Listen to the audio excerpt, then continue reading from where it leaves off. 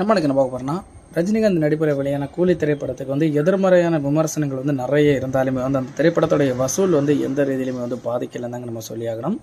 தற்போதைக்கு பார்த்தீங்கன்னா இந்த திரைப்படம் வெளியாகி 5 நாட்களாகி இந்த திரைப்படத்தோட பாக்ஸ் ஆஃபீஸ் கலெக்ஷன் பார்த்தீங்கன்னா 400 கோடியை தாண்டி இருக்கதா படக்குழு அறிவிப்பு வெளியிட்டிருக்காங்க. இந்த திரைப்படத்தோட மொத்தமான செலவு நீங்கள் பார்த்தீங்கன்னா 350 முதல் 400 கோடி பட்ஜெட்டில் தாங்க இந்த திரைப்படம் உருவாக்கப்பட்டிருக்காங்க. கிட்டத்தட்ட 400 கோடி பட்ஜெட்டில் உருவாக்கப்பட்ட இந்த திரைப்படத்துக்கு 400 கோடிக்கு மேலே வசூல் சாதனை தற்போதைக்கு புரிஞ்சிருக்குதுங்க. இனிமேல் ஓடிடி அது மட்டும் இல்லாமல் எக்ஸ்ட்ரா அந்த படத்துக்கு வெளியிட்டு அது மட்டும் இல்லாமல் இந்த திரைப்படத்துக்கு இனிமேல் இருக்கிற ப்ரமோஷன் எல்லாமே உங்களுக்கு லாபத்தில் தாங்க ஈட்டி கொடுக்க போகுதுன்னு சொல்லியிருக்காங்க. அதனால் என்னதான் இந்த திரைப்படத்துக்கு நெகட்டிவ் கமெண்ட்கள் அதிகமாக கூலி திரைப்படத்துக்கு இருந்தாலுமே இந்த திரைப்படத்துக்கு பாக்ஸ் ஆஃபீஸ் கலெக்ஷனில் எந்த ஒரு பாதிப்பும் இல்லைன்னு சொல்லிட்டு படக்குழு தற்போதைக்கு உறுதிப்படுத்தியிருக்காங்க. ஏன் இந்த திரைப்படத்துக்கு எதிர்மறையான விமர்சனம் பார்த்தீங்கன்னா, கரெக்டான திரைக்கதை இந்த இதில் திரைப்படத்தில் இல்லாததாங்க மெயின் படத்துக்கான கான்செப்ட்டு. எக்கச்சக்கமான நடிகர்களை இந்த திரைப்படத்தில் அவங்க புகுத்தியிருக்காங்க. அதாவது தெலுங்கு, மலையாளம், கன்னடம், தமிழ், ஹிந்தி என எக்கச்சக்கமான சூப்பர் ஸ்டார் லெவலில் இருக்கிற ஆக்ட் பண்ணுற லெவலில் இருக்கிற மெயின் ஆக்டரை இந்த திரைப்படத்தில் நடித்து வச்சுருக்காங்க. ஆனாலுமே பெரிய லெவலுக்கு கதை இல்லாதனால மக்கள் ரீதியில் பெரிய ரெஸ்பான்ஸ் கிடைக்கப்படலைங்க.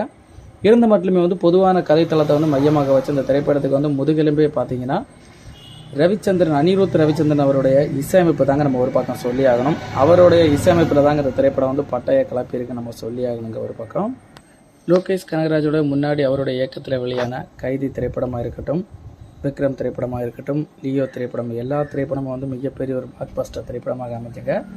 அந்த ரீதியில் இந்த திரைப்படம் ஃப்ளாப் திரைப்படமாக நிறைய பேர் கருதப்பட்டிருந்தாலுமே திரைப்படம் கருத்து ரீதியில் எதிர்மறையான திரைப்படமாக கருதப்பட்டாலுமே இந்த திரைப்படம் பாக்ஸ் ஆஃபீஸ் கலெக்ஷனில் தற்போதைக்கு மேலே நிற்கதாங்க செய்து.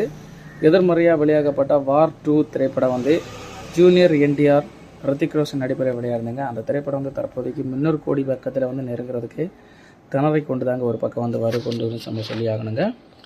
அந்த ரீதியில் ஹிந்தி திரைப்படமும் தமிழ் திரைப்படமும் ஒப்பிட்டு பார்க்கும்போது 2 திரைப்படத்தையும் விமர்சன ரீதியாக கலவையான விமர்சனங்களை கிடைச்சாலுமே கூலி திரைப்படத்துக்கு வசூல் ரீதியில் நல்ல ரெஸ்பான்ஸ் தற்போதைக்கு கிடைச்சிருக்குதுங்க. ரஜினிகாந்த், நாகார்ஜுனா, அக்னேனி, சௌபின் சாகிர், உபேந்திரா, ஸ்ருதிகாசன், சத்யராஜ், ரச்சிதா ராம், இவங்களை அமீர்கான் இவங்களுடைய முன்னணி நடிப்பில் இந்த திரைப்படம் உருவாக்கப்பட்டங்க. சௌபின் சாகிருக்கு அருமையான கேரக்டர், அருமையான கதாபாத்திரம் இந்த திரைப்படத்தில் வழங்கப்பட்டிருக்குங்க. நல்ல ரீதியில் மக்கள் ரீதியில் ரெஸ்பான்ஸ் கிடச்சிருந்துங்க.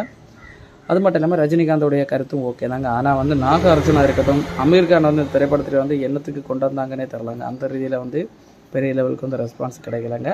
உபேந்திரா அவருக்குமே ஒரு சின்ன கதாபாத்திரம் மெயின் வில்லனாக உள்ளாலுமே சைடு வில்லனாக கதாபாத்திரம் வழங்கப்பட்டாலுமே அவரை போடணும்னு அவசியம் இல்லைங்க. வேறு ஏதாவது ஒரு புதுமுகத்தை கொடுத்துருந்தாலும் நல்ல ரீதியில் கொடுத்துருப்பாங்க.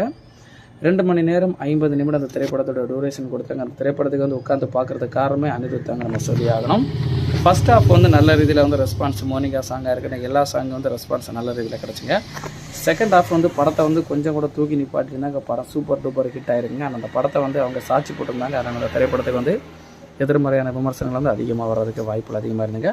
நீங்கள் உங்களை யாரெல்லாம் கூலி திரைப்படம் பார்த்து பிடிச்சிருக்கோம் அவங்க எல்லாம் கமெண்ட்டில் தெரிவிச்சுக்கோங்க. கூலி திரைப்படம் எப்படி இருந்துச்சுன்னு.